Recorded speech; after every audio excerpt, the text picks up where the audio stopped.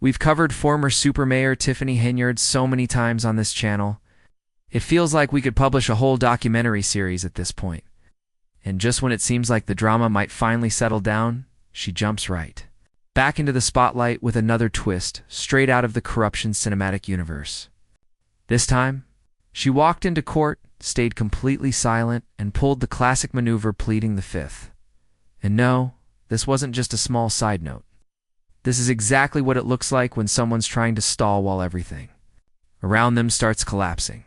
Welcome to Chapter 97 of How Not to Be a Public Servant. Here's what happened. Tiffany Henyard, the former mayor of Dalton, and let's not forget, full-time chaos coordinator and part-time township supervisor, showed up in court yesterday. The reason? I guess when watchdog groups came asking for simple answers, basic things like, where's the money? She disappeared. Just ghosted, like someone slipping out of a bad date without a word. The group behind the lawsuit is Edgar County Watchdogs, a public interest group that's been on her trail for a long time. We've referenced their work before because they've been a consistent force in exposing her shady dealings. This time, they filed a lawsuit against the village of Dalton, accusing Henyard's administration of blatantly ignoring Freedom of Information Act requests. That's the law that gives citizens the right to know what their government is doing. And like so many other laws, she doesn't care. FOIA got ignored. FOIA requests aren't optional, especially when you're dealing with local government. The public has a right to request documents and actually receive them. That's how transparency works. But instead of following the law, Henyard's team acted like the rules didn't apply, and the watchdogs weren't even asking for anything outrageous. Just a few receipts, some credit card statements, and meeting notes. But rather than turning over the documents, her administration basically hit them with the legal version of new phone, who dis. The judge ordered Tiffany to show up in person, since she'd already been held in contempt for ignoring state transparency laws. And when she finally did appear in court, her attorney tried to spin the situation, claiming she couldn't recall the document and that everything was just too chaotic at the time. Chaos, by the way, that she personally created. Look, I'm no lawyer, but even I can see she's in deep. Staying silent might be smart legally, but if transparency was ever her goal, then why not just say, I don't have the files? Instead, she did what she's done before, pleaded the fifth. Back when she still held her titles as mayor and township supervisor, her attorney Brenly advised her to plead the fifth. And sure, any decent lawyer is going to tell you to protect yourself. She's no longer in office now, and she absolutely has the right to stay silent under the Constitution. But let's be real, we all know what pleading the fifth implies. It's not something you do when you're just confused about a date or missing a receipt. It's what you do when telling the truth might get you into serious trouble. So if there's nothing to hide, what exactly is she afraid of? We already know the answer. After all the sketchy financial moves, disappearing funds, and mysterious transactions, she knows that one wrong word could open a floodgate of consequences. So she locks up and says nothing. Here's what makes it worse. This isn't a murder trial. This is about credit card statements and public records. If she really had nothing to do with it, she could just say so under oath. But pleading the fifth? It's basically admitting that speaking the truth could be self-incriminating, and that raises even more questions. What's in those documents that she's so desperate to keep under wraps? Hey, why all the avoidance, the legal gymnastics, the stalling if it's just a misunderstanding? Unless it's not. Maybe she isn't confused. Maybe she knows exactly what went down. And saying it out loud would blow the entire operation wide open. This isn't about avoiding embarrassment. It's about dodging real consequences. Seriously, these are just credit card records. It's not like anyone asked her to reveal government secrets or explain what's going on at Area 51, but the dysfunction. Oh, it's real. Her administration often felt like a bizarre mix between Parks and Rec and a Quentin Tarantino film. This is the same woman who once stood at a board meeting, waved some random papers around claiming a program was canceled, and never showed any actual proof. So when the courts later said, okay, great, let's see that evidence, her response was basically, nah.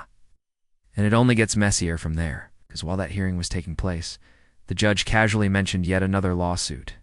Yeah, another one. At this point, there are so many lawsuits involving Tiffany Henyard. Someone could start a whole separate YouTube channel just to keep up with them all. This newest one, doesn't just name Hurt, includes the entire village of Dolton, along with the police and fire commissions.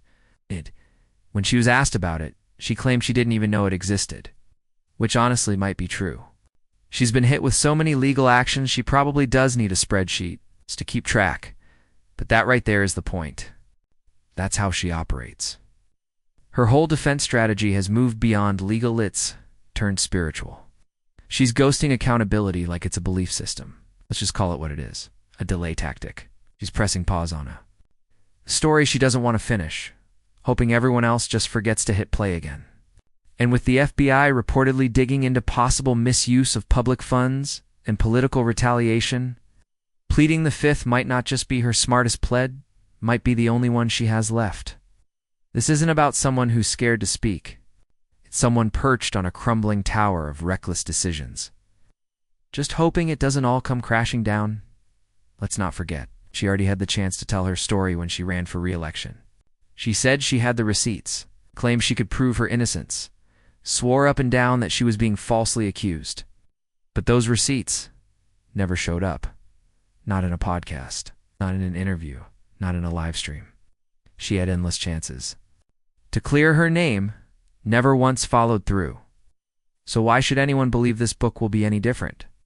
Is it going to explain the disappearing files, the retaliation claims, the suspicious contracts handed out to friends? Or is it just going to be another chapter of "they hated me because I was the first," sprinkled with Pinterest quotes and buzzwords? You can't say you're being silenced when you're live streaming every move. You can't claim you're ready to spill the truth in a book while you're pleading the fifth in court. One of those is performative, and we all know which one it is. Let's be real. This book isn't about the truth. It's about controlling the story. It's a PR tool meant to shape public perception while the legal system quietly sharpens its focus. And yes, if she actually publishes it, I'm going to read it. I know most people won't, but I will. Let's be honest. She's not writing it herself. It's probably ghostwritten. But if it drops this summer, it's going straight on my reading list. Still, between the lawsuits, the federal investigations, and the public outrage, this story is far from over. That live stream wasn't a public update. It was straight up damage control, and the way she acted. She looked relieved, not to be in handcuffs. A lot of people thought she was leaving that courtroom in cuffs.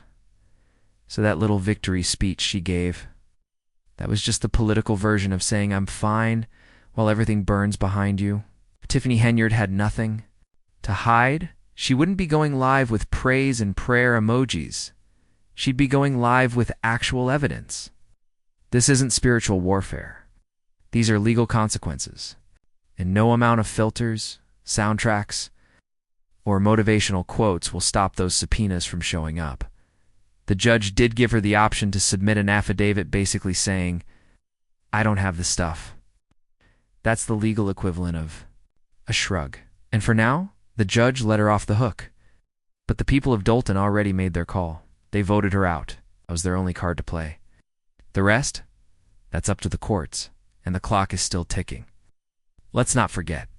The whispers, the vena contracts, the sweetheart deals, the public money that might have been spent the wrong way.